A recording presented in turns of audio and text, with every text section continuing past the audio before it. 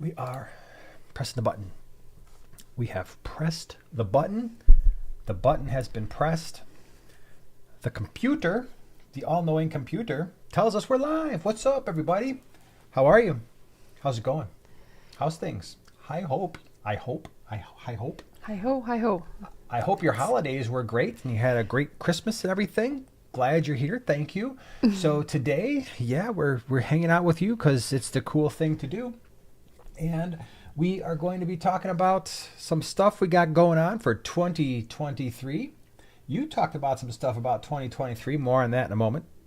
And we're going to be answering your questions. That's the plan for this evening. So thanks for being here. Glad you're hanging out with us and having a cool old time. That is pretty awesome. So, let's see here. We had, what is today? Today is Wednesday. Yeah, we had Christmas last weekend. Yeah. So busy time, and hopefully the weather kind of held out for you a little bit and corrected itself for you because it was a little crazy earlier in the week. We had chilly. family members like, man, I don't know. It's supposed to be a blizzard, and then there's supposed to be cold, and it got cold.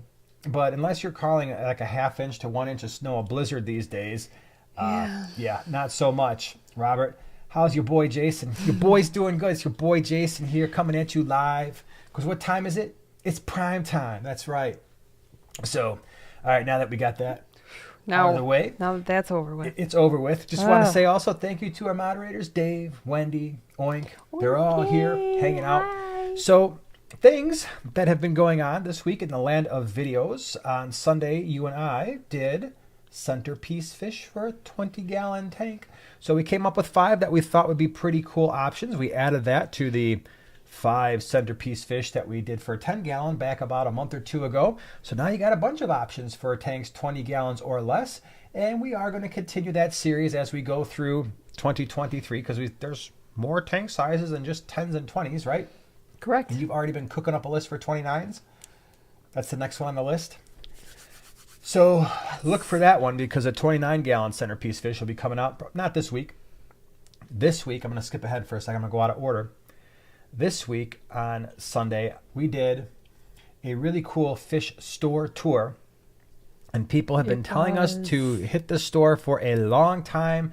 And it's funny because when we pulled into the parking lot, I instantly realized, wait, we've been here before, but when we came here, the store was closed. So this time it was open, and I'm very thankful that it was because it was an outstanding store. I hope you enjoy. Not only was it a cool store, but they had some really unusual fish. So it's rare where I'm like, that's something that's pretty interesting that I haven't seen.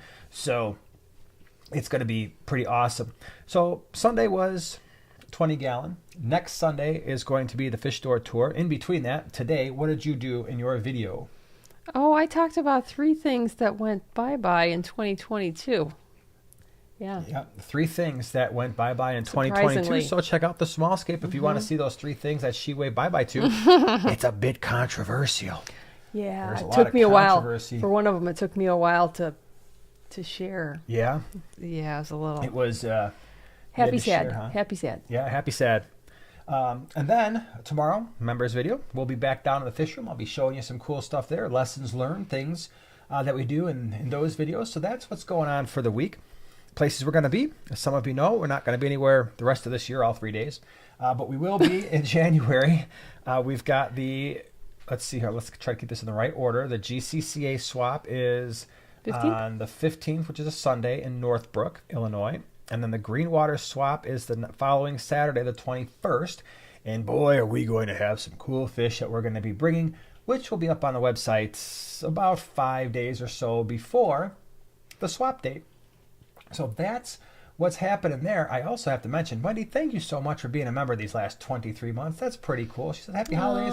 I hope I can make it tonight. I see your name popping up, so... You're here. That's cool. Yay. Thank you for these last 23 months. That's pretty awesome. So that's what's going on. That's the story. So things that we are... Oh, by the way, hold on. I have to show you one of the things that I got for Christmas. I wanted this forever. Yeah. Check it out. Where is this from? Somebody? Does anybody know? Everybody knows. But even if you know where it's Not from, everybody knows, and plus it's see-through. who is it? So you can't even really see through. It's kind of like a ghost. What's the name of the character? Okay. Now I'm drinking water. We've got the character. All right, so we got the character. No, it's not Bullwinkle. No, we got it. National Lampoon, and it's not Bullwinkle. Yes, no, you're close. Wally Mouse Christmas is Vacation. Marty Moose. Yep. Yes. And we got a bunch of people saying job, Christmas Bruce. Vacation. Yeah, Marty Moose, Marty Moose. So, that's me. Should we sing the song? Who's the moosiest moose we know? Marty Moose. Who's the star of our favorite show? Marty Moose. M is for something, blah, blah, blah, blah. I'm not saying the rest. You're not here for Wow, that. that would go way too long. Yeah, 15 minutes later, we're stumbling through the song. So, yeah, that was one of my presents. Luckily, I also brought my backup water bottle because that thing doesn't hold a lot of water. No, it really doesn't. So, yeah. All right, let's hold on. What's going on here, Marley? Thank you so much for being a member the last 3 months. Appreciate it. Fish are real. Fish are real love. Yeah. Agreed. They are. Glad you're here. Thank you. Thank They're you for being little here. cuties. So, things. You mentioned in your video some things that went away for 2022, and I think these were all things that you just needed to make some changes, right? Mm-hmm. Yeah. Sometimes that happens when you're keeping fish, and when you're keeping fish in your house, or maybe even you're sharing your house with somebody else.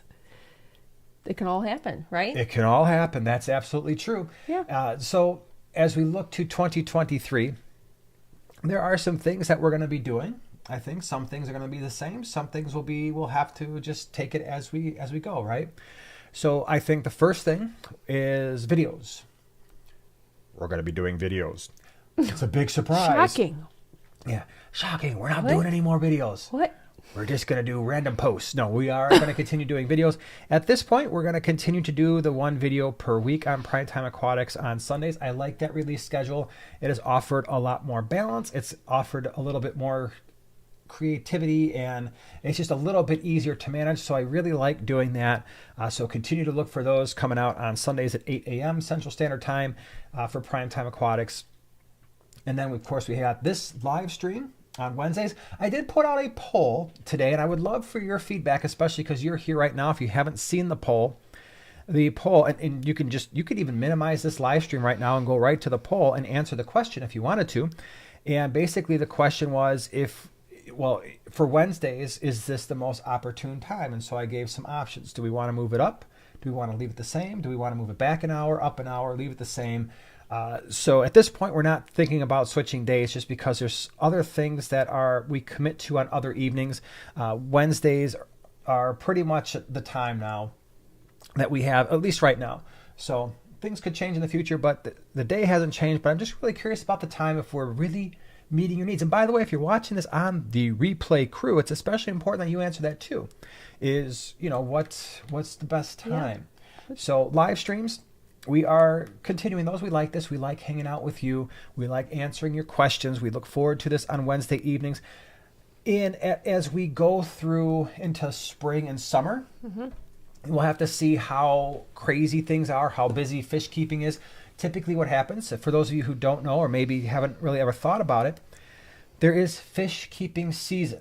And believe it or not, there is a season. And basically, the interest in fish keeping usually starts to pick up in September and then gets really, really, really busy as we go out and finish out the rest of the year into December. January, there's a lot of interest. February. By March, fish keeping is you're starting to see people that are doing other things, getting a little busier. Usually by April and May, it falls off considerably. And then June, July, August, there's, people are in the full throes of summertime and doing things outside. And so what we'll do coming up, as we go into the spring, certainly, and into the summer, is if we're seeing that happening, it happened really, really, really, really strongly this year. And so a little bit of YouTube background. You want a little bit of YouTube background, or just fish keeping in general background, fish keeping industry knowledge? Sure. If we go back all the way to, let's say 2020, when things shut down, people got really, a lot of people got into fish keeping, a lot. And there was lots of people watching videos. We were pumping out between the two channels, I think at one point, 6 edited videos a week, plus the live stream. So it was a lot. And it was people were just, hey man, I'm into fish keeping. This is great. And it stayed that way, excuse me, sorry, through 2020 and into 2021.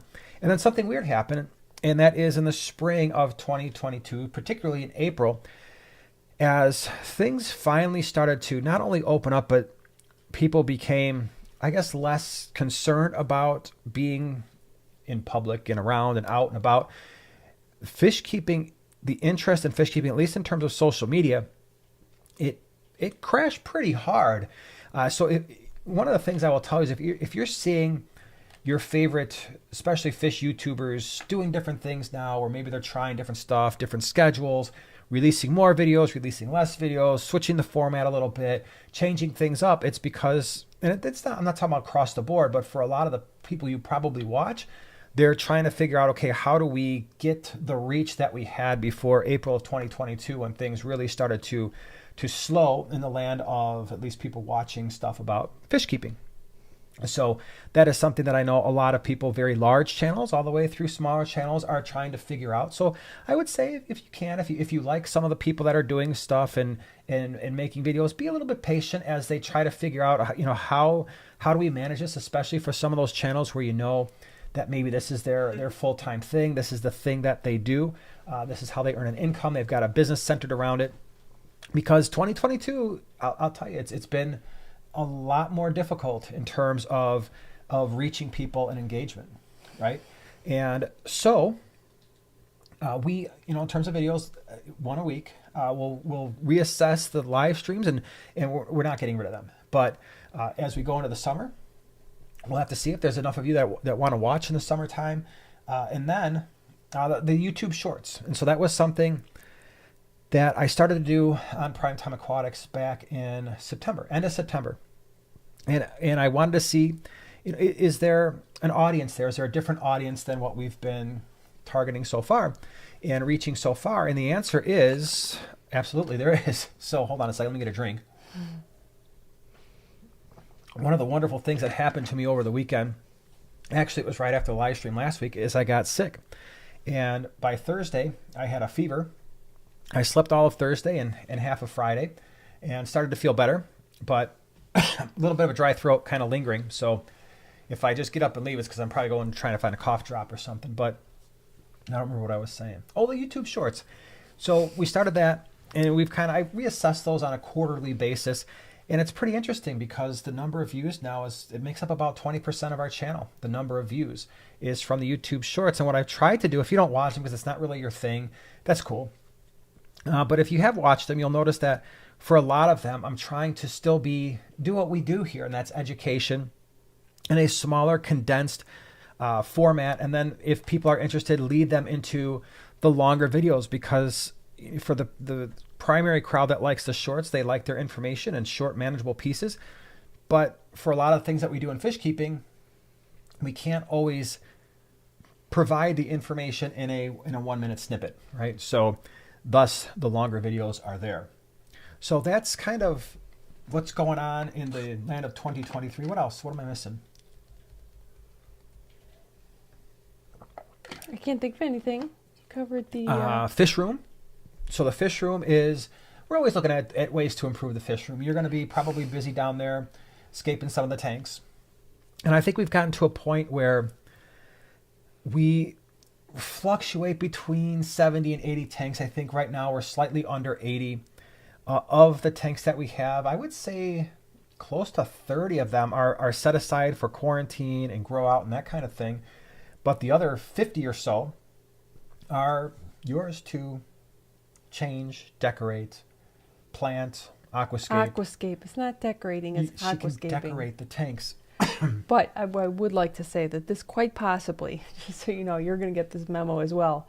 The tanks that you see back behind us, it's probably the last time you're going to see them looking like this, because today I had just about enough of them, and they're getting fixed. Yeah, I didn't really even know that you were planning to work on those tanks today, and I just kind of hear some fumbling around up here in the studio, and I was downstairs, I'm like, what are you doing? And I see tweezers and aquascaping equipment. Like, oh, this has to change. We got to fix this thing. And I'm like, all right, well, we're still toying with the idea of putting a larger tank back there and just making it one. Which it would be so much better. But we even looked. We did. our last week. trip to one of the pet stores, Yeah. they had what I really want. I think we talked about this a couple weeks ago. Is what I want back here is a 40 long.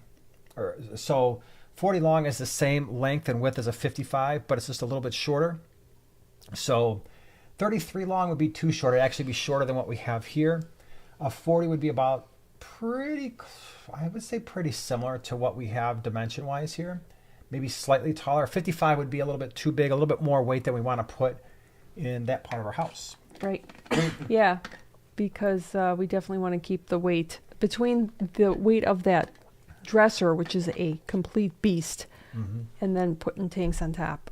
I really don't want to go too much over what we got going already. Yeah. So we'll be looking at that. You'll be doing some scapes.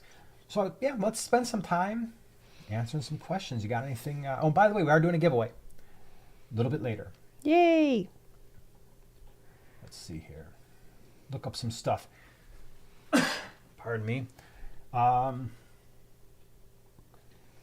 Well, Chris says there's 190 or 200 watching and only 50 gave a thumbie. Oh, That's no. this. So Chris would like you to give a different kind of thumbie, a thumbie upper, an up thumbie. I can live with that. Chris says, I like the shorts. You know, and I get it. First, what I do like about what YouTube has done for you, the viewer, is it's kind of separated those two things. So if you don't want to see the shorts, it's not cluttering things up the way that they once did. It's kind of its own separate thing. So if you don't like them, that's fine. If you do, we love when you watch them as well. Like I said, I try to make them useful. Okay, here's a question from Victoria. For breeding angels, what size do you recommend? And tall or long? Tank? Yeah. So we're talking about tank size. I've seen lots of people have a pair of breeding angels in a 29. Is it necessarily great long term? No, but it's got the height. 37 gallon, which is the same length and width as a 20 long or a 29, but it's even taller, is pretty good. I like the 55, but then again, now you're getting a 4-foot tank, and if you've only got one pair of angels in there, that's a lot of tank for two angels. So a lot of the angelfish breeders that breed at our clubs are they are using usually 29 gallons for a single pair. Okay. What's a good beginner tank? So we did a video on this. The whole beginner series, it starts with things you're going to need, best tank sizes for beginners. I personally there's probably two, either the 10 or the 20 gallon. Kit tanks to me are fine. The Petco, PetSmart kit tanks, they're cheap. They're an easy way to get into the hobby. And the 20 gallon is nice because you're still at a size where you could probably put that on a really, really sturdy piece of furniture, like a really nice dresser. So that makes it easy. And the 20, you get a lot of stocking options. And it's not crazy expensive. You can usually pick up one of those 20 gallon kits when they're on sale for around $100. 10 gallon, about half that.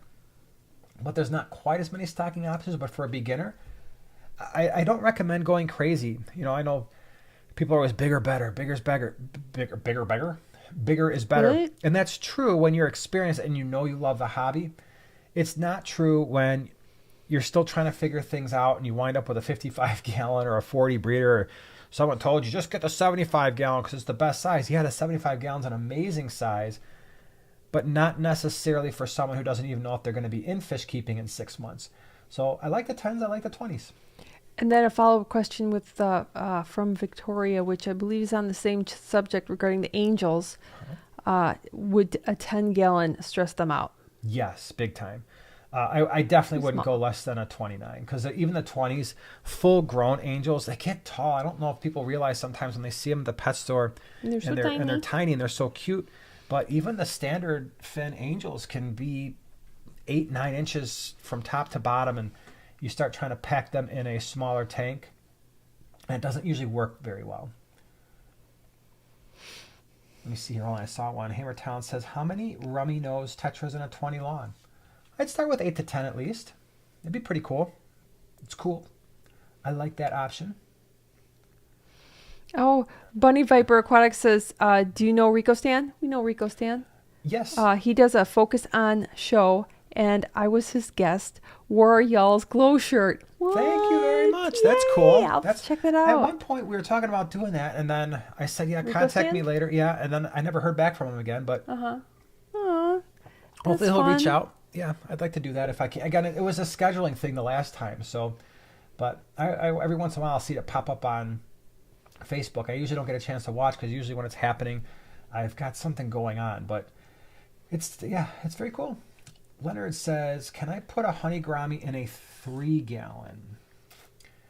I probably wouldn't. I think the smallest I would go with a honey gourami is probably a 10, just because full grown. They're somewhat active. They're not like crazy active. We had one in this. It was an 8.3. That was fine, but I don't think I'd go less than. And this 8.3 was decent. It's a cube. That's probably about as small as I would go for the honey gourami. But yeah, 10's a good size. So wait, hold on. What size was that? A 3-gallon? 3-gallon to me is, you could probably do a betta if you want to do a single fish, just a solitary single fish. If it were a 3-gallon long and not a cube, you could get into some of the very small rasboras, like the chilies, the miras, the dwarfs. If it's a cube, Shrimp. probably not so much. Yeah, if it's a cube, then I would just stick with shrimp or mystery snails, combine them together, or nerite snails and shrimp would be a cool combo. And it can be the 3-gallon, just because you're not putting. A lot of people think with these smaller tanks, like the 2.5s or the 3 gallons, oh my gosh, if I can't put fish in there, what good is it? To me, you could still have a really interesting ecosystem if you've got a planted, and it's easy to kind of figure out the plant situation in a smaller tank where you don't feel like you're spending $50, $75 on plants on a larger tank, because you can get into some serious money with some of these larger tanks if you don't know what you're doing. It's like, wow, you know what? I can get this 3-gallon tank. I could spend, what do you think it would cost? Like $15 to plant a 3-gallon? To 20? plant it? I don't even know. Like if you were to just go like a Petco or PetSmart or something, just to get the little tube plants. In the 3-gallon, yeah, probably if you got like a 3 of the $6 plants, or a couple, under 20. Yeah. You could probably. So, and then you put either a mystery snail or like I said, a nerite or 2, and put in a half a dozen shrimp, and it can still be a really interesting tank. Shrimp are cool. For sure. Yep. M&C says, would you recommend keeping tiger limia in a community tank? Absolutely. They're fun. Yeah, I find them to be. Tiger limia are live bearers, and we've got them in it. We breed them. We've been breeding them for years and years and years in a standard 20. And in that 20, we've kept them with other fish, and they're every bit as active as guppies. So they're an active fish. They're a hyper fish in that sense. Females get, I'd say, a little bit bigger than a female guppy would get. The males get, I don't know if they're quite the size of a male guppy. Probably are. It's just they don't have the long fins. But they're really cool because the tiger limia have kind of like this greenish gold body and these black vertical bars. They're one of my all-time favorite live bearers, but definitely I keep them in a community tank. Now watch, you do that and like, yeah, thanks a lot, man. All they do is hound my other fish. Oh, but we okay. haven't had a problem. No. So, yep. From Hammer Down Aquatics, how many rummy nose tetras in a 20 long? How many did Are you you say? messing with me already? No. Really, you ready to answer that one? I didn't hear rummy nose. All right, so you heard my answer. No, what's your answer? Oh, okay. In a 20 long. How In many? a 20 long, how many rummy nose? Yeah. Tetras? Yes. Oh, see, I don't know if I would answer tetras. I'm thinking rasboras. No. How many rummy nose tetras? Spit out a number, because this is your punishment for not listening to my answer. And if she says something really wacky, we all get to internet bully her. Well, I'm not familiar with the size that they get. Rummy nose tetra? Yeah, they get bigger than the. How big do they get? Let's say 3? black neon size. Not quite that big. Really? No. Oh, maybe in a 20. 8 to 10? Oh my gosh, she probably heard my answer and then she just copied it. No. That's exactly what I said. Are you kidding? And Alex I was said going- 8 to 12. Oh, I was going conservative. First I was going to say a dozen, You could do a dozen. Yeah. but then I figured. Yep. All right. All right, here's a question. Yeah. What do you like better? The rummy nose tetra or the rummy nose rasbora? Rummy nose rasbora. Yeah. I do too. If you guys don't know what that is, the rummy nose rasbora, look it up. It's got a different name, Sabwa rasbora. They're lookers. Yeah, it's the males have a dark blue body, like a silverish blue body, and an orange head. Look really cool, but the rummy nose tetra is also a great fish. They're both very popular True. for good reason.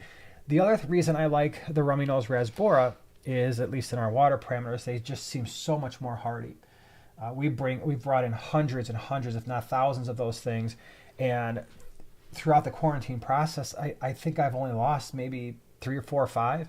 Where the rummy nose tetras, I've had some bad bad situations in the past. So Yeah. we'll bring them in. Well, the tetras we'll bring in again at some point, but they just scare me every once in a while. It's it can be hit or miss in our water parameters with those sometimes. Oh, Chris, this is a good question from Chris Sear. Whatever happened with that law that was going to change the hobby? It sounded scary. It fell through. So the law that was going to change a hobby, the one where they're going to make a white list of fish that were going to be acceptable to keep, and then only those fish were going to be in the hobby. That bill fell through last year early, and it hasn't resurfaced. But everybody's keeping an eye on it, and when it does, we'll make it known so that we can all write our Congress people and tell them don't do dumb things. Whether or not it's going to, have an impact, I don't know. I saw something that I wanted to answer, and it was about somebody in here asked the question. Moose. But rummy nose are big for a 20-gallon. No. No.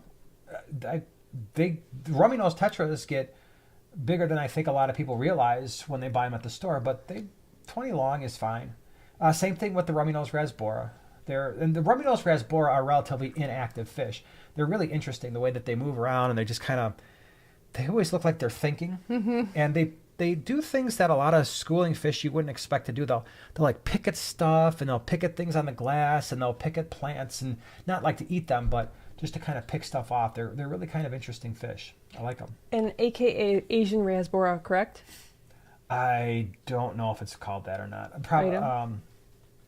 It might be. I I don't know thought if so. I've seen that name pop up. The first time that I saw them, wasn't that over at Aquatics? Yes. Is that what they had them labeled as? I think so.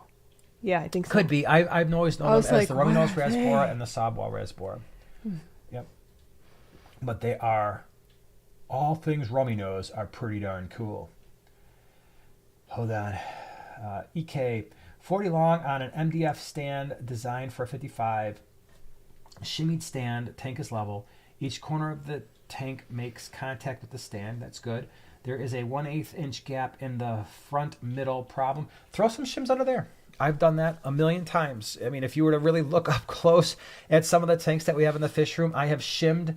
Because here's the thing, especially because I built the only stands that I haven't built are the ones we got from Lowe's for some of the small tanks that we put in later in life, and the stand on the 150.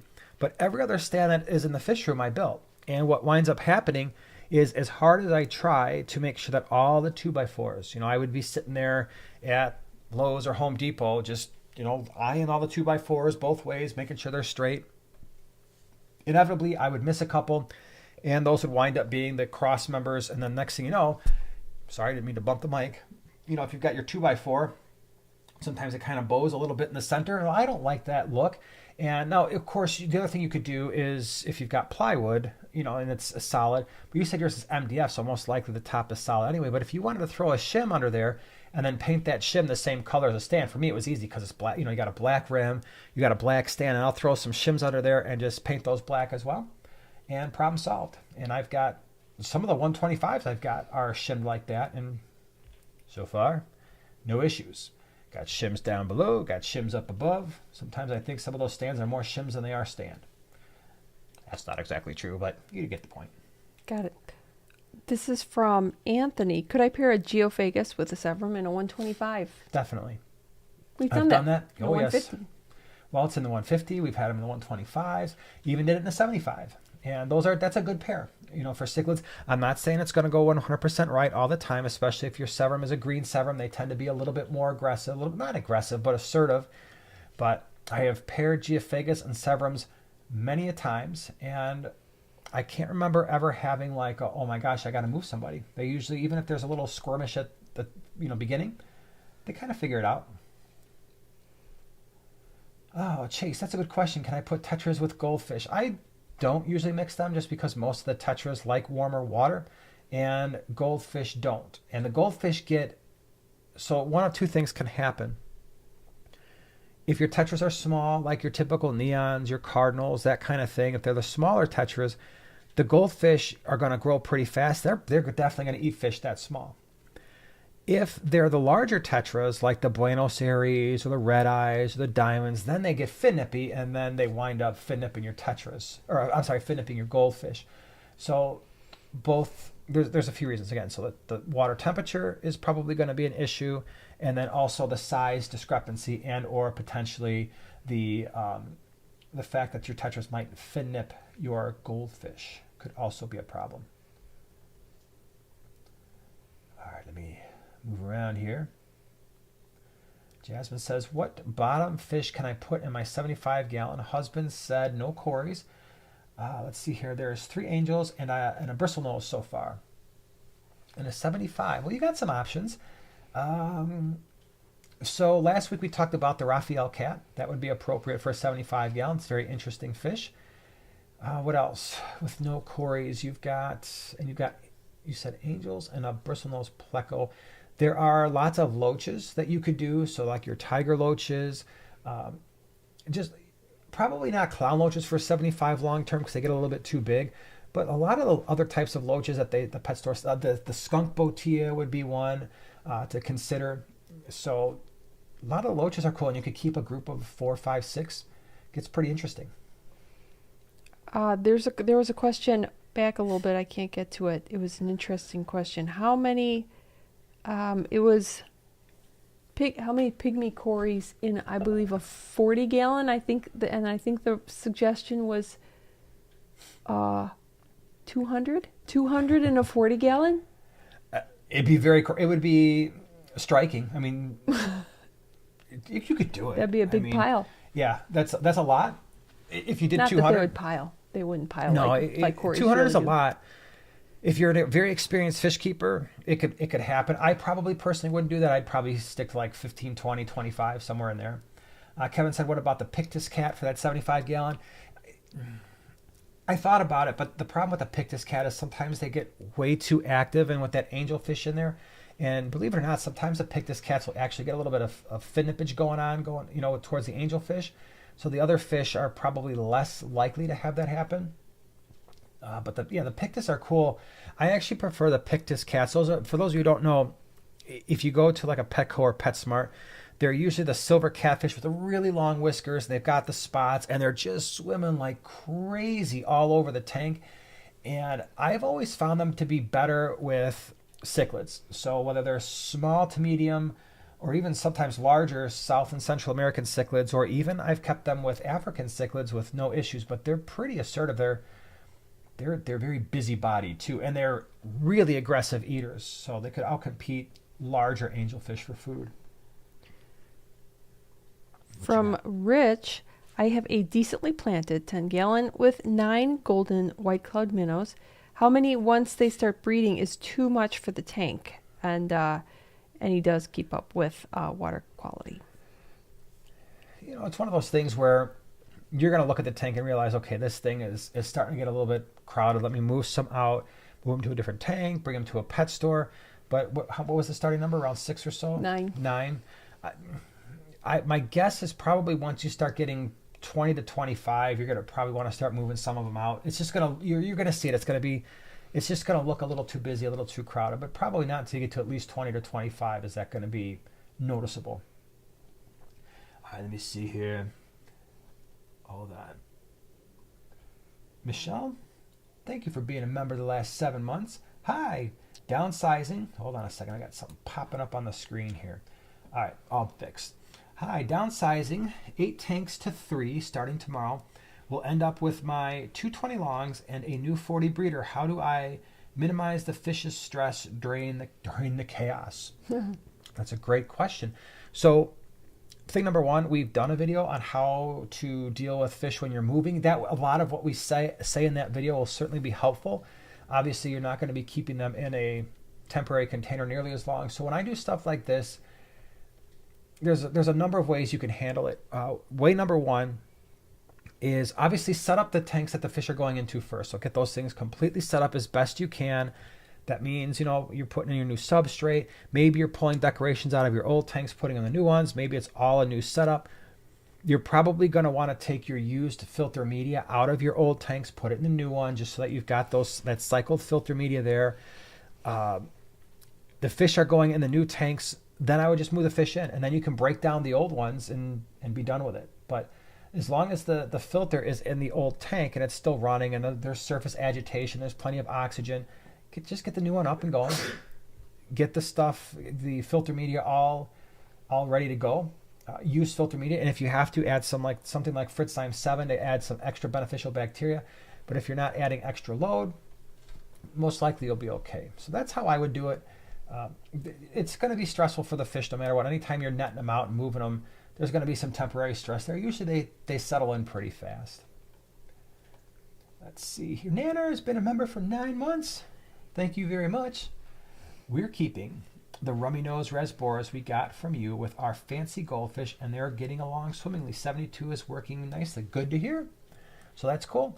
Yeah, those fish are really relaxed. They chilled out. They don't fin nip. They just kind of hang out. So that's good.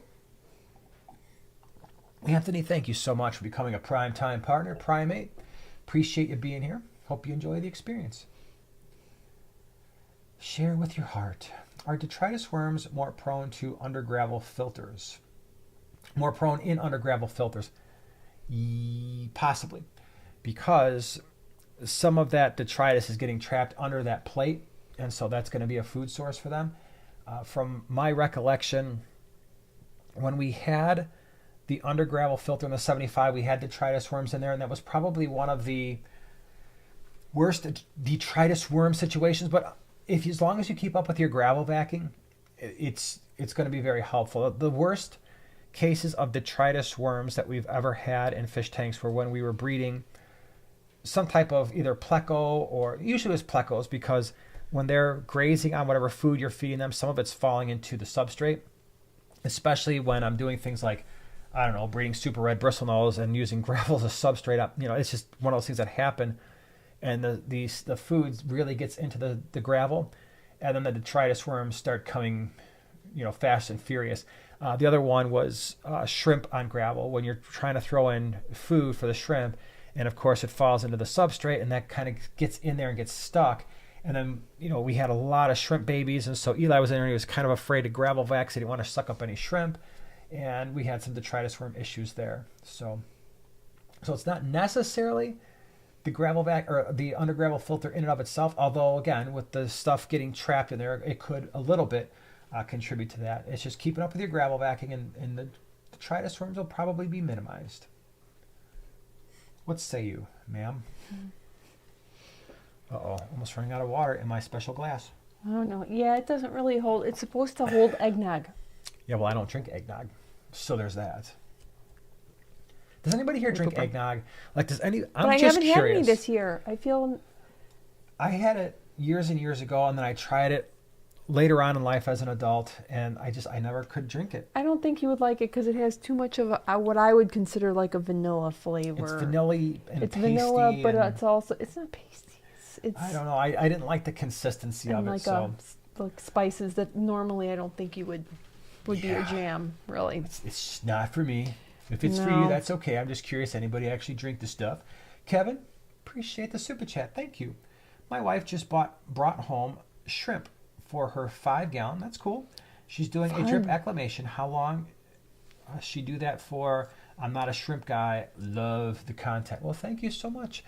So I generally don't drip acclimate the shrimp just because I've never done it and I never had any issues. However, that being said, there are a lot of people that know a lot more about shrimp than I do, and that is what they recommend. And so she's definitely doing the safe thing when it comes to shrimp.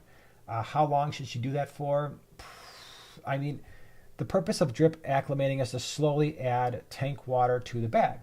So I'd say once you get to a 50-50, 75 tank water to 25% bag water, you're probably ready to go at that point. And I think that's being on the safe side. So however long that takes. JK says, are the shrimp neos maybe 30 minutes? Yeah, that seems reasonable. And that's pretty much all we keep. So again, just be really careful when I talk about shrimp. Our experience is the neocaridina. We don't keep the caridina. I don't mess with, for the most part, RO water. I've done it a couple times, but it's not something I like to do. just because this is an added step I don't feel like dealing with. So that's why we basically stick to the Neocara Dino. Jonas Aquatics asks, should I buy cichlids for my 50 gallon? It already has Dalmatian mollies. Will this work? Will they fight? Depends on the cichlids. So Dalmatian mollies are fairly assertive, so it's not like you've got wimpy fish in there already. Will it work? If you were doing, let me just throw out some examples.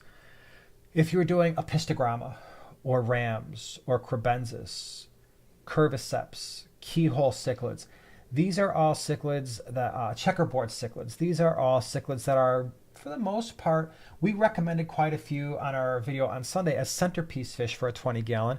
And I think for the most part, that can work out fairly well. If we're talking about African cichlids, the water parameters are going to be great because they both appreciate the harder water with a higher pH. However, there we would want to be a little bit careful. I actually kept sailfin mollies in the 33 long that had some Lake Tanganyika cichlids, but in my opinion, those tend not to be as aggressive. So, but if we're talking about like African cichlids from Lake Malawi, like your Mbuna and your peacocks, it's really tough to say whether or not that combo is going to work.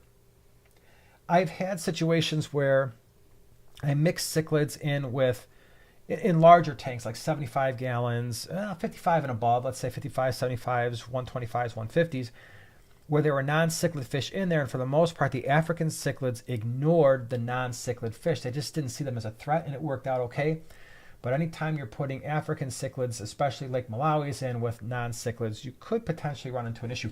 One thing you definitely won't see, no matter which cichlids you add, if you are planning on getting babies from your mollies, those will wave bye-bye. They'll eat them. So the first batch of cichlids I mentioned, probably African cichlids, maybe not. Right. I say that, and then I mentioned the crebensis, but that's technically an African cichlid. Love cribs. From Mr. Fish. It's my first time buying fish online, and I only have a 3 gallon as a quarantine tank. The fish I'm getting are 2 honey gourami. Will they be okay? 2 honeys in a 3 gallon quarantine? Keep an eye on them. Probably. I think, yeah. I mean, if you're just going to do the standard 4 weeks, most likely it'll be okay. Yeah, and I wonder if you're buying them online, would they be a little bit on the small side? I wonder. Depends on where you're getting it from, but they're not usually too small.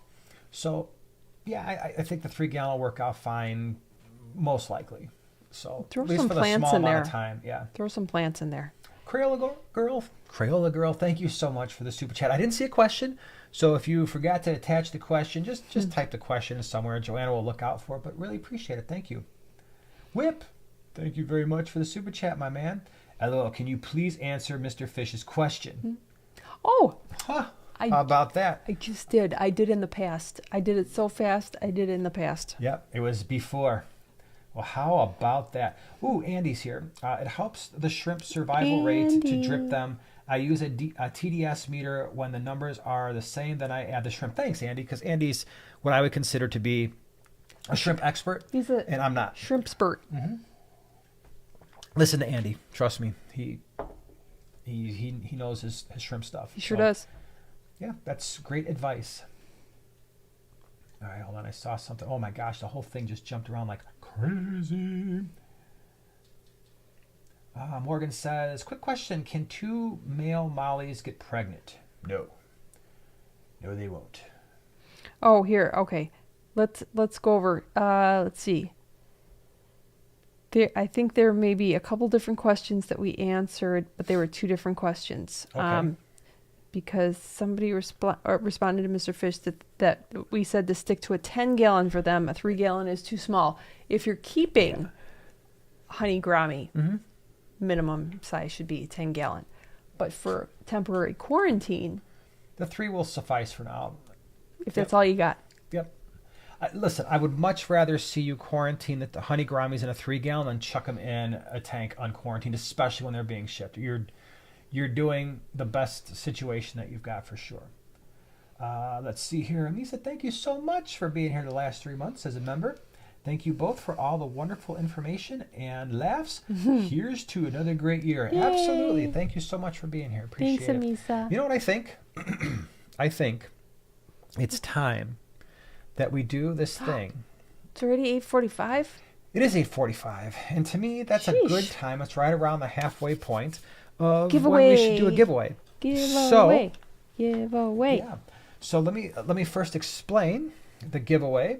The giveaway is, there's two things. So one winner is going to get two very cool things here tonight.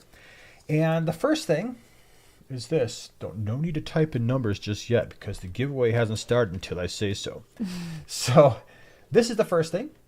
This is, by the way, this was all supplied via Flip Aquatics, even though it says Fritz, our other channel sponsor, but this came from Flip Aquatics. This is the nature box.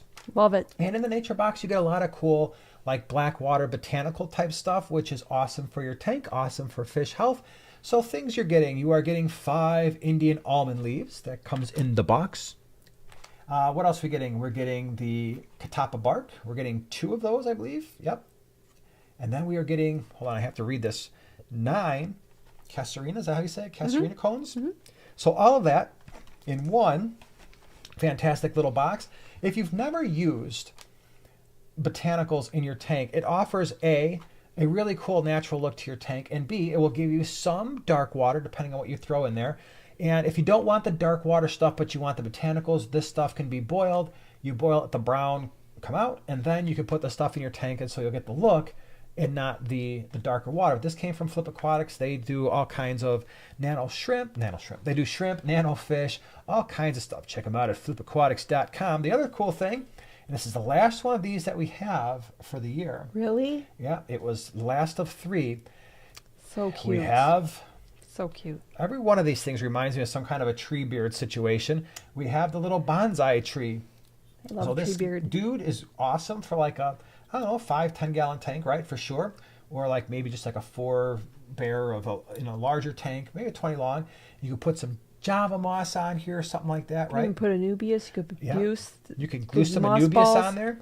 Yeah. So this is really cool. It's got the little stuff hanging down, roots, root stuffs kind of hanging down. So that's pretty cool. So one person is going to win both of these things. Now, what we have to do here, and by the way, as you always say, make sure you are on live chat, because if you're on top chat and the way your live stream is kind of feeding you the comments, it's going to sometimes make it look like you're at the top as soon as you type something in, because it's just taking the things that you'd want to see.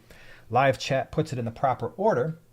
And so we are going to be doing a number between 20 and 40. You can now start typing in numbers. First person who gets the correct number between 20 and 40 is going to be the winner. Between 20 and 40. 20 and 40. Do we have it yet? 20 and 40? Mine's jumping. Mine just jumped like a crazy thing too. My goodness, mine's jumping 20 like and 40. Crazy. 20 and 40. 20 and 40. 20 and 40. Holy cow. I still don't see it. I don't either. 20 and 40.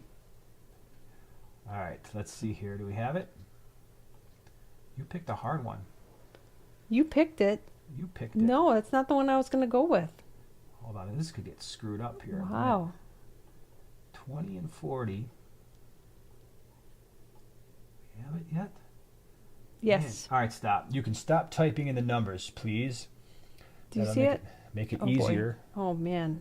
Mine's Pause it all. Mine's whacking out here. All right, so just stop typing in the numbers. We can now cease the typing of the numbers.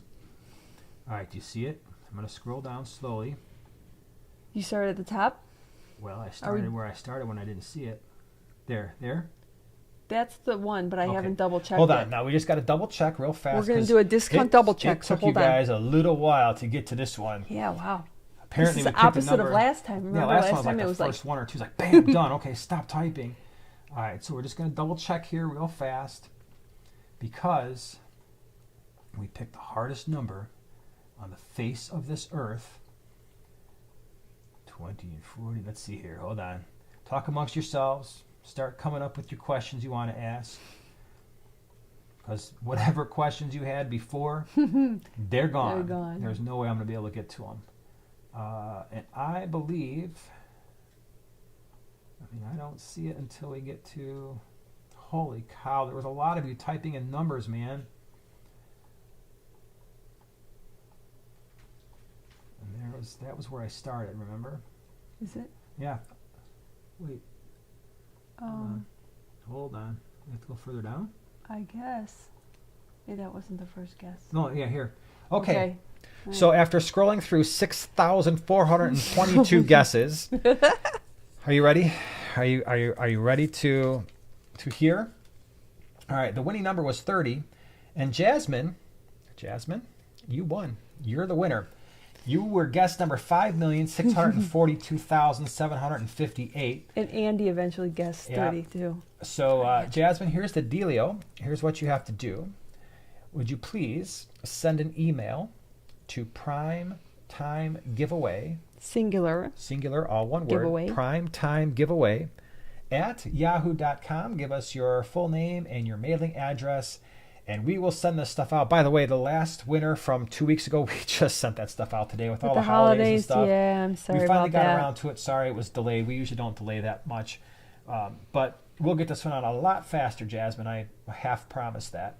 I can't promise it because you're the one that sends the stuff out, and then if you don't do it, things happen. Hold on, now the chat is completely frozen on my computer.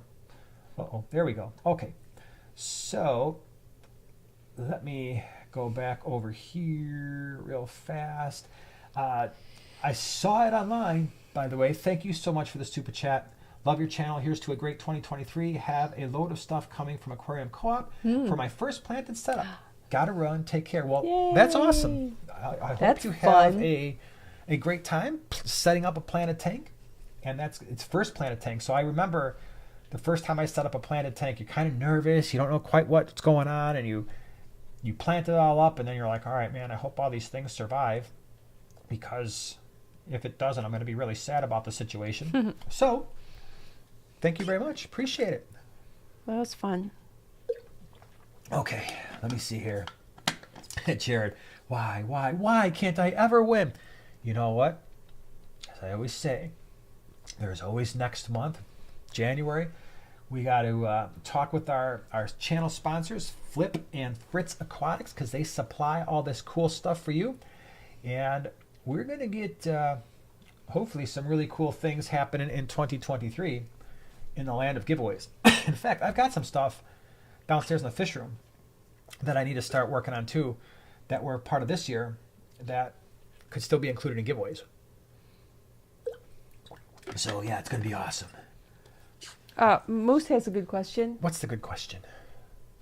Can you explain opening the bag versus keeping it closed when floating a new fish for acclimation? Definitely keep it closed. Because, well, hold on, time out. Let me rephrase. The longer the fish has been in the bag, the better it is to keep it closed. Because let's say you went 3 hours away, you picked up the fish, you drove 3 hours.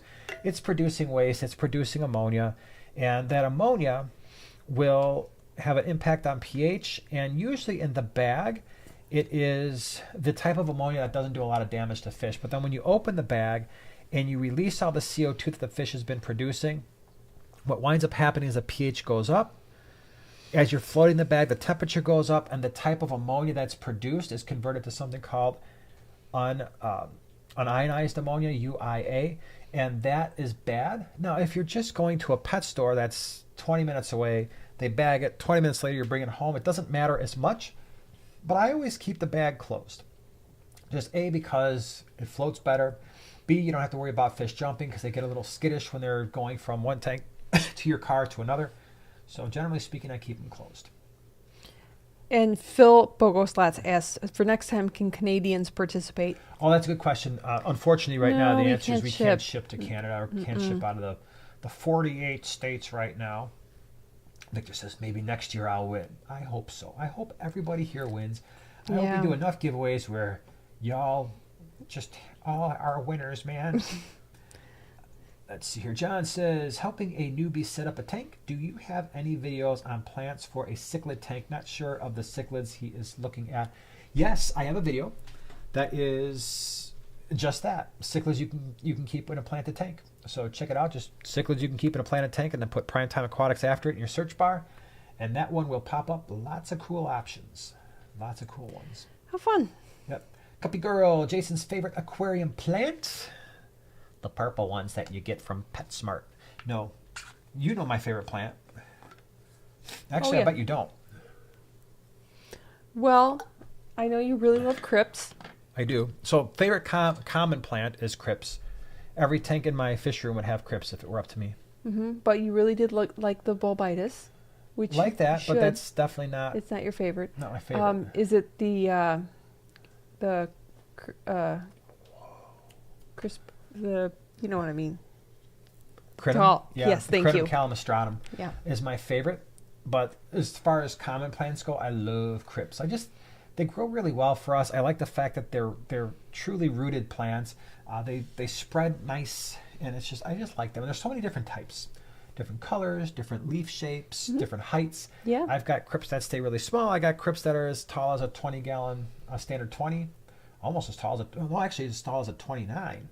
So I really like the crypts, and they're so easy. Like the crinum that I like, I don't think, one, it's expensive. Two, it's harder to find, and three, I don't think it's as hardy as the crypts. Big. It's a big plant, yeah. So big it's plant. a little bit. You can't just stick that thing in a 10-gallon or even a 20 and be like, okay, look, yeah. All right. Jared says, what is the reason for me having brown and green algae? Should I lower my lighting? Well, by the way, we did a video on, what to do if you've got algae. So there's lots of different ways to handle algae issues. I always start with water parameters, so that means I want to make sure I've got no ammonia, no nitrite. I'm trying to keep my nitrates under 20 parts per million or less. All right, planted tanks, you can go slightly higher, but they need food. All right, and in the form of nitrates, they need other things besides nitrates, but the nitrate is the easiest thing to measure, and when that's under control, chances are most of the other plant nutrients that would be in the water are also going to be under control. So start with the nitrates. Thing number 2 is light duration. Sorry, didn't mean to cough in your face. Light duration. We keep our lights on for 9 hours, but it's a split. I believe it's 3.5, right? 3.5 hours in the morning and 5.5 hours at night, I believe it is. So if you're getting beyond that, sometimes that's just the light duration is too long. Make sure your tank's not near any natural light like windows and stuff where you can't really control it and it's all day long. And then, of course, you've got light intensity. And so it's always nice to have a light like this Hygger light. It's just a cheap light. It's not the planted one. But I can press the button and I can turn it down. I can turn it up. And then find a happy spot where I'm not getting as much algae. And then, even with doing all that, sometimes you are going to get algae. And so then there are things you add to the tank that help control it. Whether that's a mono shrimp for like your green hair algae, mystery snails, clown plecos, bristlenose plecos, otocinclus, Florida flagfish for your green hair algae also works really well. So that's how we approach it. Craig says, thank you for the great live stream. I'm heading out to get some sleep, so I'm ready for the birth of my daughter later tonight or early morning. I saw that earlier. Oh my Yeah, gosh. congratulations. Yes. Life's about to Hope change it a little all bit, huh? goes Yeah, well. I hope so too. Definitely get some sleep right now. And next week, if you can, Let us pop in and let us know. know how everything went. We'd really like to hear how an update. exciting. A That's little cool. New Year's Congratulations. baby. Yep. A little That baby is very girl. cool. How fun. Yep. Mario says, love your content. Will ghost shrimp eat my baby guppies? Probably not. Because your baby guppies are going to be near the top. They're going to be swimming around. Yeah. Your ghost shrimp are most likely going to be near the substrate, maybe on the plants, but they're probably not going to bother them. Yeah. All right, let me see here. Everybody's saying their congratulations. Heck yeah, that's pretty exciting. One of our very own is having a baby. That's cool. Oh, Phil Bogoslats, what would you recommend feeding nanofish, Danios, Cardinal, and Neon Tetras, flakes, or anything else? It's what I'm thinking of for my next tank. So, yeah, most Flakes. fish aren't picky. When you're doing the flakes for the smaller fish, I like to crush it up, right? Make it not a powder, but, small flakes, something that they can easily consume. So there's not big, giant, flaky things in there. small fish like Daniels and Cardinals and Neons, they still love live baby brine. Now, if that's something you want to kind of try out, it's just cool watching them eat live foods. It brings out their colors really well, and they get really, really excited by it. So live baby brine is pretty good. Micro pellets might be okay, but sometimes the fish, if they fall to the ground, then they ignore it. So you got to have something down there like, I don't know, Cory cats or something that's going to eat that stuff. Betta Aquatics, pros and cons, Seachem Safe versus Fritz ACCR. Both are good. Used them both for many, many years. They're both, so the Seachem Safe and the Fritz ACCR, they're both powdered versions of dechlorinator. Both of them have the disadvantage of you don't need a lot to dechlorinate your water. What that means is if I've got small tanks, I'm probably not using the powder. So if I've primarily got tanks that are 20 gallons or less, I probably just use the liquid stuff. It's just going to be easier to make sure I'm getting an accurate amount in the tank. That being said, the advantage to the Fritz ACCR is you actually use more when you're doing your typical dechlorination. So I believe, let me think now, I think it's one, don't quote me on this, but I'm giving you kind of what I can remember. I think for the Seachem Safe, it's like 1 teaspoon will treat like 300 gallons. Okay. But for the Fritz ACCR, I believe it's 1 teaspoon will treat 40 gallons. Now, in terms of big volumes, like if I had tanks that were thousands and thousands and thousands of gallons, and obviously the Seachem Safe is giving you more dechlorination power with less volume.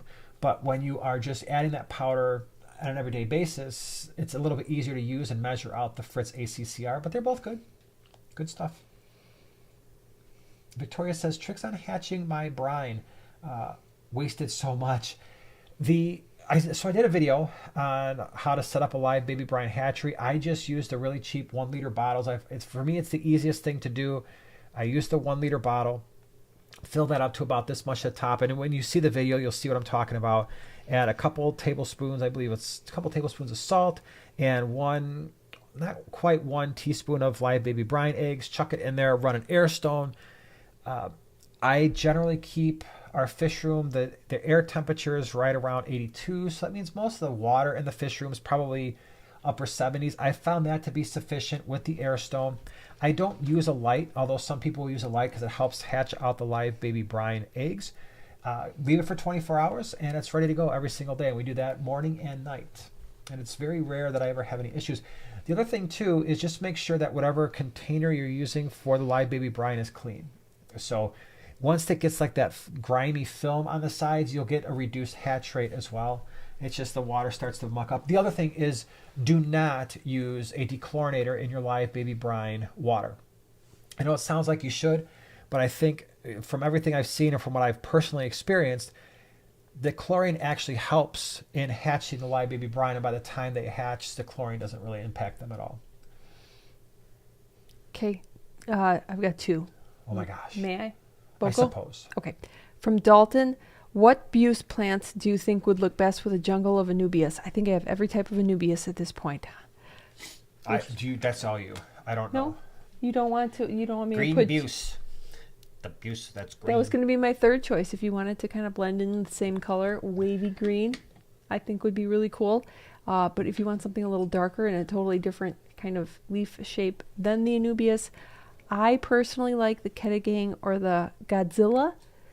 That's how you pronounce it. Because it's darker and the leaves are kind of skinny. I just love those two. Love them. But yeah, green wavy would be really cool too. Those would be my 3 favorites. And then my second question I'm going to throw in is from Squibsky. My Pleco Dyson. What a cute name for a Pleco. Oh my gosh, that's so cute. Yeah. Keeps popping up at the top of the water. Is that normal? Popping up and staying there? Plecos do weird things. So first of all, some plecos will do weird things, but if you're finding them at the top of the water, it's kind of hanging out there a lot, sometimes that can indicate a low oxygen concentration in the tank. So just maybe check ammonia, check nitrite. Just make sure that you've got no ammonia, no nitrite. Nitrates, like I said, 20 parts per million or less. might as well check GH and KH and pH and make sure that's okay. Your water flow is all right. There's no ick in the tank. Just I would do that. Now, if it's just popping up every once in a while and then goes back down and it spends all of its time down there. The other thing, too, is sometimes when plecos are breathing, you'll see, like, especially their fins, they're moving really, really rapidly, which could indicate low oxygen concentration. So that's what I would do. I would check those things. Bruce, any stocking ideas for a 29-gallon cold water tank with a goldfish? Let's see. Okay, so we did a video on stocking options for cold water fish. So check it out, because I always mention the videos because I'm probably going to mention 2 or 3 fish. But when we actually sit down and have time to think about it, we come up with way more options. And 85% of them I forget. That's why I always reference people back to the original videos that we do. So 29-gallon. Be careful with that goldfish. Most likely in time it will have to move out of that 29. If it's a comet goldfish, those things can get pretty huge. I had them in a 40 breeder. I had to move them out. I was either going to put them in a 125 or I was going to give them to somebody who had a pond. Chose option number 2. The fancy goldfish, oh my gosh. Just this weekend, we saw fancy goldfish that were in a 125. You'll see it on the video on Sunday. These things were not much smaller than a softball. So really big. Yeah. So you may have to move that out at some point. If I was doing cold water, cool water fish in a 29, I would consider things like the white clouds. All right, so you could do those. There's the golds, there's the standards. They got long fin, regular fin. Those are all really cool. Centerpiece fish, you could consider the paradise fish. That's pretty cool. Zebra Daniels can run into the cooler waters, low 70s. You've got your... I'm not saying necessarily all these are easily kept together. I'm just kind of throwing out options. Bristlenose plecos, mystery snails. What else do we have? We've got the Variatus platy, which is really cool. Some of the tiger, a lot of the Goodeids are pretty cool options too. So those are just some. I don't know. Can you think of any that I forgot? Hillstream loaches. There was a bunch that we mentioned in the video. Some Cory cats, actually, like the panda Corys, like it a little bit cooler in the low 70s as well. Amanda Baker asks, I have 3 tanks. Oh, it's for me. I have 3 tanks that need a rescape and sort of stuck for inspiration, motivation, any tips? Yeah. All right, first I have a question. What are the shapes of these 3 tanks? Are they portrait, landscape, or cube? Let me know that. And then also, do you have any particular stuff that you want to use? Do you have a lot of driftwood? Do you have spiderwood? What kind of rock do you have? Let me know those, and then I'll let you know.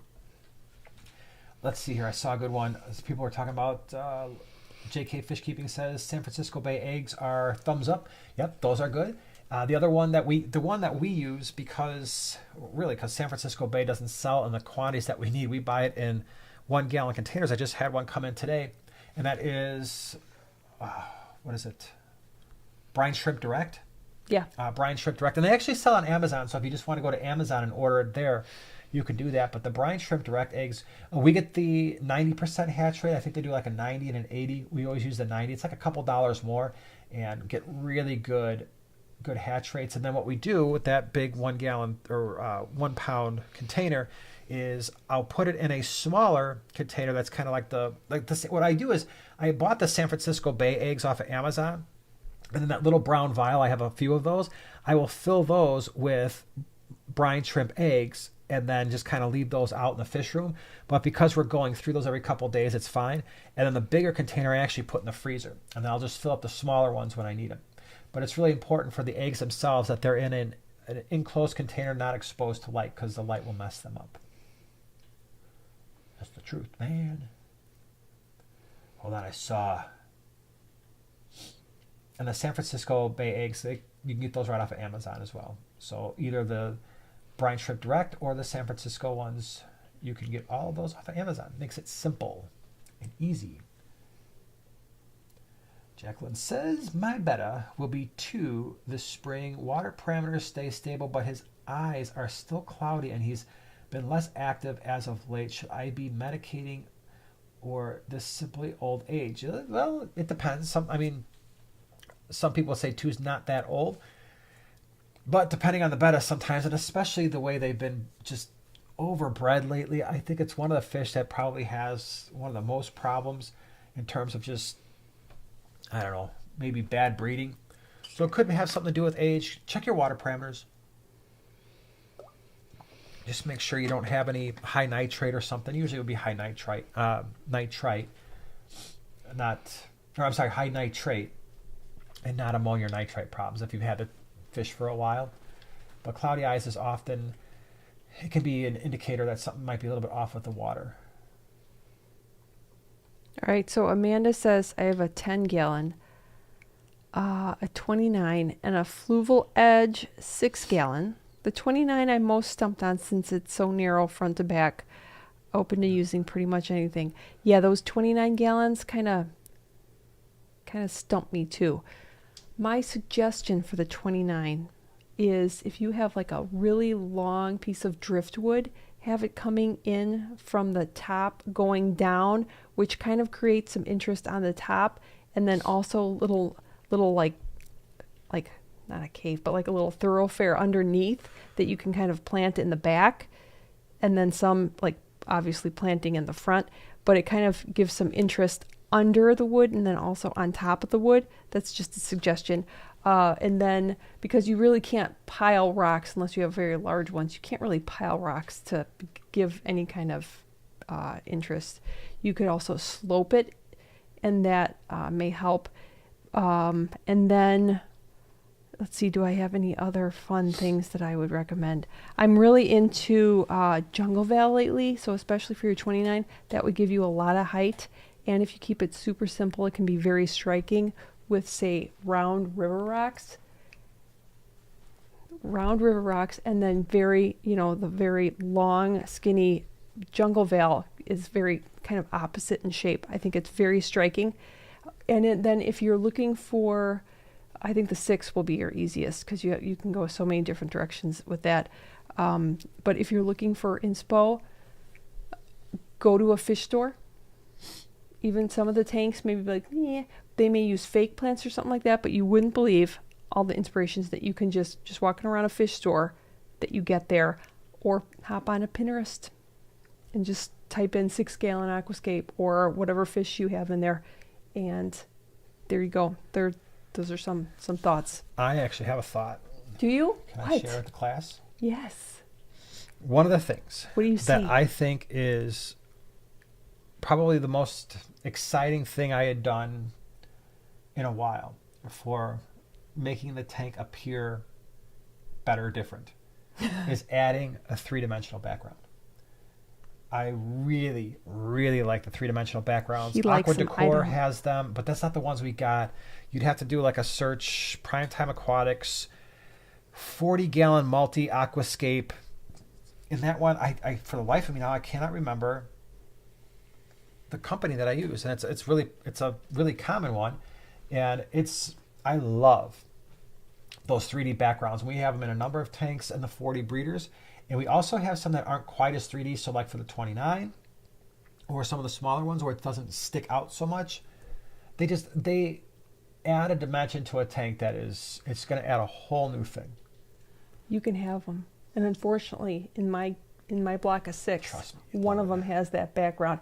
I think you love them or hate them, and I'm unfortunately, although I think it was today or yesterday, I finally decided, I was like, yes, that is how I'm going to escape with that dumb background on it. K-Ming, thank you. Universal Rocks, that's where I got them from. Go. Thank you so much. Yeah, Universal Rocks, I love them. They're not beautiful. Cheap. They're not cheap, but my gosh, do they? It just, to me, like a lot of the tanks that I've done where I've just painted the backgrounds black, I like that look a lot. But once you add that 3-dimensional background, it takes it from like a fish tank to some type of extra ecosystem look where it really just feels like you're looking at a cross section of a riverbed or something like that. And I love that look. Amisa says, Pinterest, says the lady who gave up Pinterest in 2022. I gave up Pinterest and Instagram for 2 months. Really great mental break. Really great because you get so many ideas coming in. You're not a creative. you're more of a scientist sort of person, but for the creative person, when you get so many ideas, it's just like playing dodgeball, and you're done playing dodgeball. You just have to take a break so you can. But yeah, if you're stuck for ideas, go on Pinterest. Focus, bro. Bill says, have 12 Lelupi, 5 Regani, and 6 Simulus and a 40 breeder. Will they settle so the Simulus can breed? Depends on how you have the tank set up. If you've got the shells kind of confined to one area and the rocks maybe another one, possibly if they're all kind of spread out amongst each other, maybe not as much. You're still not going to have as much breeding of the Simulus just because from time to time the Lelupi and the Regani will pick off fry. But if you've got it set up where their areas are somewhat separate, they might. I usually expect anytime I'm mixing a community of cichlids, I expect not to see a lot of fry. In fact, it was a lesson that I had to learn the hard way. I have the Neolamprologus brevis shell dweller. I had a few of those mixed in with my Cyprochromis leptosoma, and I wasn't getting any fry anymore. And I removed some. I thought, first I'm like, okay, there's too many males in here. So I removed, I sold 15 of the males at swaps. And so then I had a ratio where it was almost like a 1-to-1. Then I noticed I got some fry and they were missing, and I realized, wow, you know what? There's 3 really large brevis in this tank. I removed the brevis, and oh my gosh, in the last 6 weeks, I've got like 6 little babies in there, and they're all living. So it's just one of those things where the shell dwellers were actually eating. And Cyprochromis fry are big. I didn't think they would mess with them because they hadn't for many years, and then they just got to a size finally where we're like, you know what? These little things are pretty tasty. Let's go ahead and eat them every time we see them. And now the problem has been solved. So when I do a mix in a Lake Tanganyika tank, I'm like, all right, forget it. I'm not going to see any fry. And if I do, I'll be really surprised. Oink says, I'm seriously considering making a sprawling external Lord of the Rings background for the back of my new 125, all of Middle Earth from Mordor to the Shire would be, do it. Please do it. And I need to see this when you do it. Yeah, that would be awesome. That would be a tank that all could appreciate. One tank to rule them all. That's right. If I may say. Alex says, yeah, 3D backgrounds are rad. I wish there were more. They were more inexpensive. I agree. They're pricey. Yeah, they're not cheap. I mean, you'll spend, I don't remember, for the 40-gallon breeder that I've done it 3 times. And each time I did the end caps, the closed end caps, because I didn't want fish to somehow kind of squeeze through there. I don't remember how much it was, but I want to say it was a couple $100 just for the background. But they're awesome. For me, it was money. It was worth it. But I could see why others would be like, yeah. And the Aqua Decor I think, are even more expensive. And you can get them now where not only is like the background just rock, but then it's got like the fake tree stumps and wood and everything. It's cool. If we ever redo the 150 completely, I'm going to do something like that. Do something like what? Do the 3D background with like the wood that comes out of the background, with the tree stump that comes out and into the tank. It's going to be sweet. Yeah, that'd be pretty cool. Yeah, well, that seems pretty cool. Seems pretty cool. Yep, I'm going to get some gold bracelets. Cool. Jasmine says, can snakeskin barbs and rummy nose rasbora be good tank mates for angels in a 75? Yep. I would say so. Yeah, we've got snakeskins in a 75. They pretty much mind their own business. They're not nippy like a lot of the other barbs. They're not crazy like a lot of the other barbs. I would call them extremely relaxing barbs to look at, and absolutely fantastic. And then the rummy nose will get along with them. The angels, I think it would, in a 75, I think you've got something going on, a pretty cool combination. Certainly one I would do. Matthew says, how would a Marineland 275 affect fish in a 20-gallon long? What does the higher filtration rate do? It's just going to blow the fish around a lot. So the nice thing about that, if it's the Marineland Pro, which is 275, it would be, you can turn that flow down considerably. But if you're going to turn it down that much, you'd be better off getting, I think it's the 175 is the next lowest one. You might as well just get that, because I think that's also adjustable. You just won't have to spend as much money. But if it was something like, well, the 275 was on sale and it was the only one I could find, it was the only one available, then just turn the flow way down. But it's way more than what you're going to need. The 175 would certainly work just fine. Rayburn 127 says, let's see, I'm setting up a fish room. What size tanks do you suggest? I'm thinking about 20 longs. That's a really good size. It's a So it depends great on how size. large the fish room is, and it also really depends on what you want to do. So if you go back, I did a video on, I think I've done a number of videos, and one of them was why or how much it costs to set up the fish room. And in that video, I talked about why I chose the fish tank sizes that I did. And so when you look around our fish room, we've got at least 840 breeders, probably 2, 4, 6, 8, 10, 12. I don't know, maybe around 12 or so, 20 longs. You know, and keep in mind, we got about 80 tanks. But then I did like 475s and 125s. And what I did is I really had to think about, okay, well, what kind of fish do I want to keep? What are the most useful sizes? And I found I wanted to keep tanks that were longer. And so, you know, in our fish room, we've got maybe 6 or 8 standard 20s. And the only reason why those even exist in the fish room is because the standard 20s fit perfectly under the 50-gallon lowboy. And we have a couple just randomly in some of our quarantine areas. But it's not because like, oh, I love this tank. It's like, oh, I got this random 20. Let me put it in one of the quarantine racks because I need the extra volume for larger fish. But in terms of actually setting up the fish room, we only have 229s. Is that right? 220? Yeah, 229s, like 4 standard 20s, maybe 5. But most of them are, my favorite tank sizes are the 20 longs, the 40-gallon breeders. And then for 4-foot tanks, I love the 33 long because you can triple stack those. But then if you can't find those, then 75s. I really like those. The 60-gallon breeder is kind of cool, but I can double stack 75. So if I'm going to do that, I prefer to do that over double stacking 60s. What else?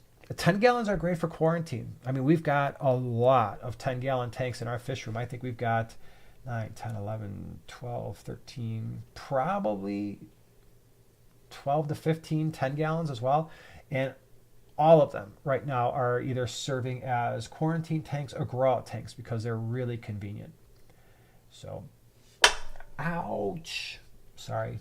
What was that? That was me making a bunch of noise. Oh my goodness. Flood City Fish Keeper says if you love scape tanks, check out the Last Fish Store tour on Real Watanabe's YouTube channel. That is one amazing store in Japan. Mm-hmm. Yeah, I like his channel. I'll have to check that out. That'll be super fun.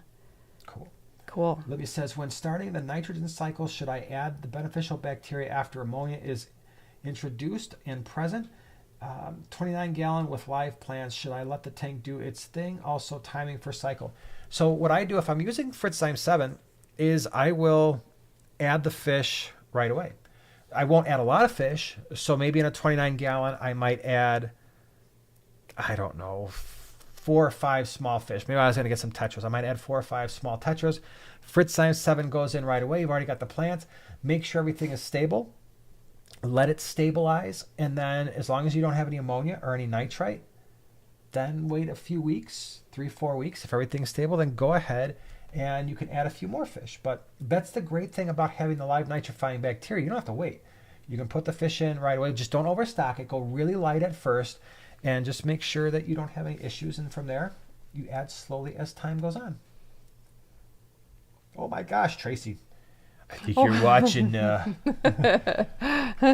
You probably scroll back. I do this sometimes with live streams where I'll kind of scroll back and then I'll realize, oh, dang it. I'm a little off on here. This thing already passed. Mm-hmm. It's okay. It's late at night. Let's see here. Lucas says, I bought 4 bristlenose plecos, a little over an inch each at a swap. Cool. Can I grow them out with Neo shrimp in a 10-gallon? How big should they be when I move them? Yeah, you could certainly do that. As far as how big enough so that wherever you put them, so long enough for a proper quarantine for, so 4 weeks, and then they can, as long as they're not going to be eaten by whatever you're, wherever they're going, go ahead and throw them in there. So, but 4 weeks minimum, and then chuck them in as long as there's no fish in there big enough to eat them. Brittany says, I am going to use a Seachem Tidal 110 on a 75-gallon tank for 1 Oscar. Will that be enough? Definitely. Yeah, the Seachem Tidal 110 has got some crazy nice flow. And it will most definitely keep up with all of your stuff.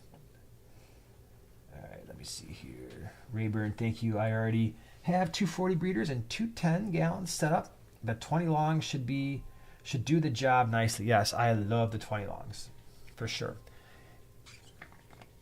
I need a drink here. Did you ask answer the question? Are peacock cichlids doable in a 55 gallon? Oh, I didn't. No? Okay.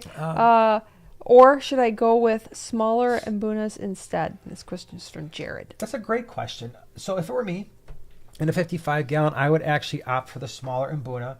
We've done, you could see, we've done a tank with Pseudotropheus solosi and the rusty cichlids. That combo has worked out really well. You could add yellow labs into that scenario as well. That's a nice combo. The peacock cichlids to me are actually harder to deal with when it comes to aggression than the Mbuna, right? Provided that you're getting the more mellow Mbuna. But male peacocks don't generally tolerate one another very well unless you overstock them. And it's hard to overstock the male peacock cichlids in a 55 gallon. A little bit easier in a 75, more ideal once you start getting into the 6-foot tanks, because a lot of the peacocks get much bigger. And I'm sure that's why you asked the question. They get bigger than your typical Mbuna. So when you've got these peacocks growing 6, 7, 8 inches, and you're trying to overstock them and they still don't have their space, it can get a little touch and go. The fish that I did have decent luck with in a 55 gallons, I had some Eureka Reds. So if you get some of those small Eureka Red size fish in a 55, sometimes it can work, but even then, it gets a little tough. Oh wait, there was just one question. Oh, this is from John. Do you put hang-on backs on the long or short sides of tanks? Great question. So you can do either one. In theory, if I'm using a single hang-on back, I'd probably like it to be in the center of the tank and in the back. So, one, you don't see it, right, hanging off your tank as much. Two, it's going to be the intake and the intake and the return are going to be closest to the center, which means it's got the opportunity to filter the most water. Where if you put it on one side, I guess in theory it would work possibly a little bit better because you've got this longer water flow issue. But the problem with all hang-on backs is your intake and your return are right next to one another. Right? Really good hang-on back filters, they kind of slope that return so that it shoots out pretty far. But I've also seen some really bad hang-on back filters where it just kind of falls right into the water and then it's just kind of cycling like this. But generally speaking, I try to put them, if I'm only using one, I try to center it right in the middle of the back of the tank. All right, we'll do like one or two more. Wait, I got two questions. Okay. Okay, I'm gonna take both. All right, from Leonard's Infinite Studios. Hey guys, I love the channel. Thank you. Thank you. I love fish keeping too. I've tried it twice. It blew up in my face. I was wondering, do you think I should try it again? I love the hobby. You absolutely should try it again. Yes. So hold on, pause. Here, what we did, I don't know if you've seen it yet, but go type in Primetime Aquatics Beginner Series. And we made a very, very thorough, I think it's a 6-part. The 6th part is like older, but we made a very thorough 6-part series that takes the beginner from what you need to consider before you get the tank, what you need for the tank, how to set it up, all this stuff, things to consider. In fact, that whole playlist at this point has got dozens and dozens and dozens of videos in the beginner series. I think it'll be helpful. But if it's something that you like and you keep finding yourself gravitating back to it, don't let the setbacks derail you, right? Learn from them, right? So, oh my gosh, I didn't know about how to quarantine fish, and that really came back to bite me on my fish diet. Oh my gosh, there's two things. If you know about proper quarantine and you understand the nitrogen cycle and how to cycle a fish tank, once you get those two things down, it gets a lot easier, right? And then it becomes a lot more fun because at that point, the research you're doing are about the fish that you want to keep, whether or not they're compatible with other fish, and the size of the tank, and that gets really fun. Right, this question is a fun one. This is from Amanda.